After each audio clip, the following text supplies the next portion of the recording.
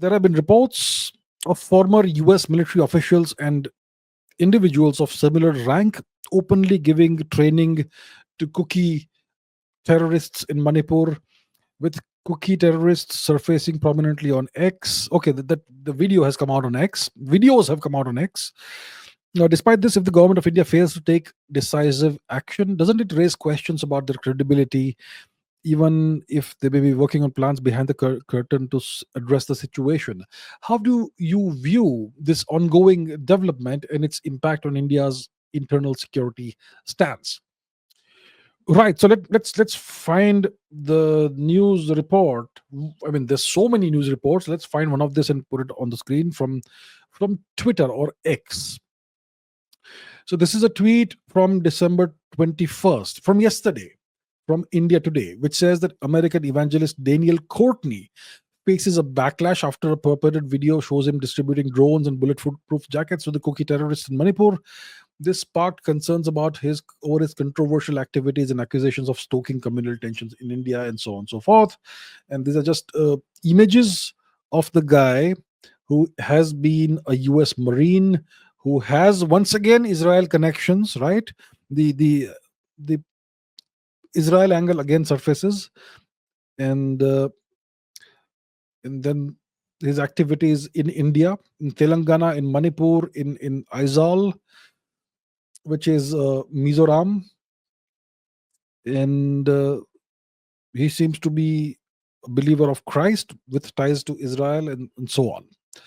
And this India Today tweet says that this American fellow, Daniel Courtney, is facing a backlash. So Daniel Courtney, according to India Today, is facing a backlash. My point is, why is Daniel Courtney, an agent of the US, facing a backlash? The bigger question is, why is he being allowed to operate with impunity in Telangana, in Manipur, in Mizoram, in Aizawl, distributing Bibles and distributing bulletproof uniforms and distributing drones and giving speeches and traveling all over the place? Why is he being allowed to do this? Should Daniel Courtney be facing the backlash, or should the government of India be facing a backlash? Isn't it the job of the government of India, the duty and the responsibility of the government of India, not to allow such activities to happen on Indian territory? Or are we not a sovereign nation? Has the government of India abdicated its responsibility towards the national security? So what Pranay Paul is asking, and what so many people are asking, is it raises questions about the credibility of the government of India.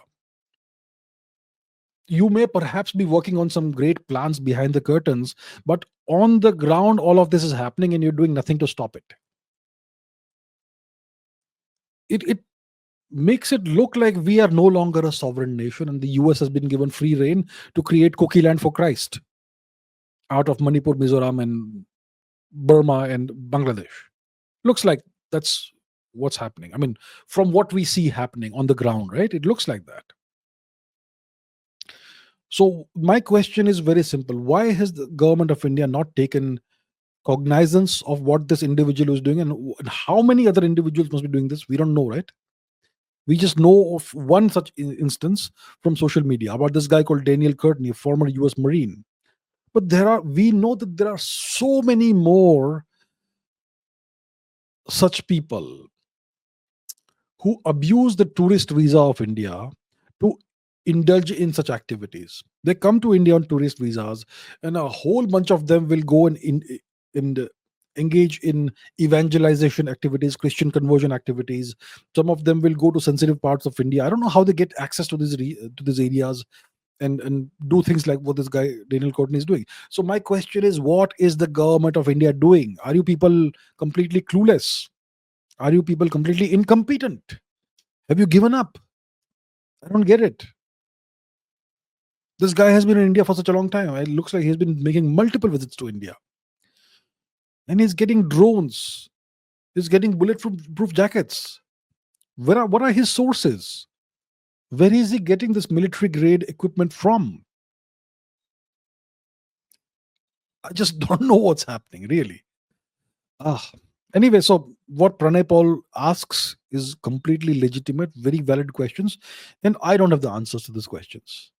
The government of India needs to answer. At some point in time, they have to answer to the people of India what they have been doing.